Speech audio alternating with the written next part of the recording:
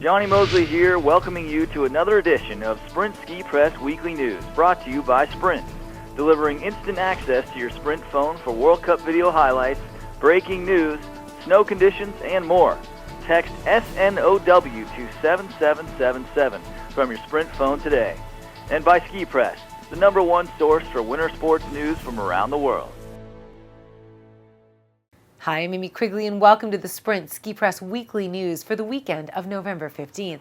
As the season begins, there's lots of catching up to do. We'll start with the U.S. Alpine Ski Team. The World Cup season began, as always, in Solden, Austria on Friday, October 25th with the women's giant slalom. The top U.S. finisher was last year's overall World Cup champion Lindsey Vonn, taking the 9th place spot. Then on Saturday the 26th, the men hit the slope. Skiing ace Ted Ligety made it to the podium in 3rd place. The #1 and 2 honors both went to the Swiss, and last season's men's overall World Cup champion Bodie Miller came in 10th. This weekend, members of the team head to Finland for a slalom event. Back here in the States, it's time to get the skis tuned because resorts are opening across the U.S. Utah's Snowbird kicked off the season on Friday, November 7th. It was the earliest start to a season in the resort's 38-year history. In Colorado, the state is quickly getting more of its ski areas up and running. In Summit County, Copper Mountain opened on Friday the 7th following an early season storm. Breckenridge and Keystone resorts opened a few days later on Monday. Both areas have top-to-bottom skiing. And in southwestern Colorado, Telluride and Silverton are reaping the benefits of some early season snow.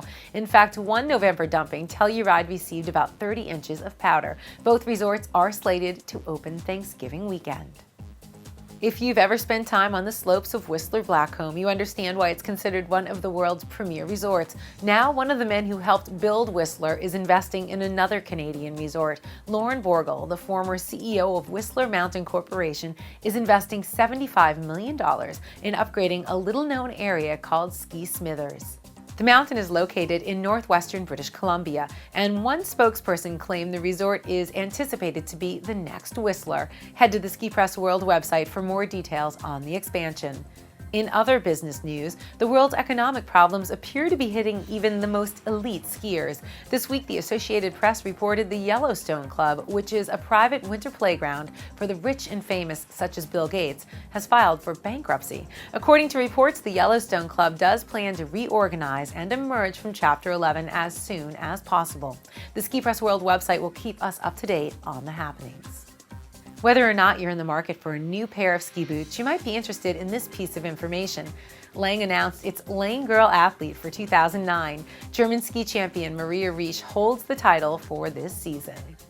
If you take good pictures, there's a contest for you. Send in your favorite and best free ride picture, and according to Dynastar, you could win 3 mythical days of ski in the Chamonix Mont Blanc Valley. Here's how you win a trip to Chamonix. Pick photos in which you are the subject, then potentially get the chance to ski in one of the most beautiful spots on earth with the likes of skiers such as Jeremy Nobis. You'll also be on next year's skis. Dynastar.com has the competition details, and good luck.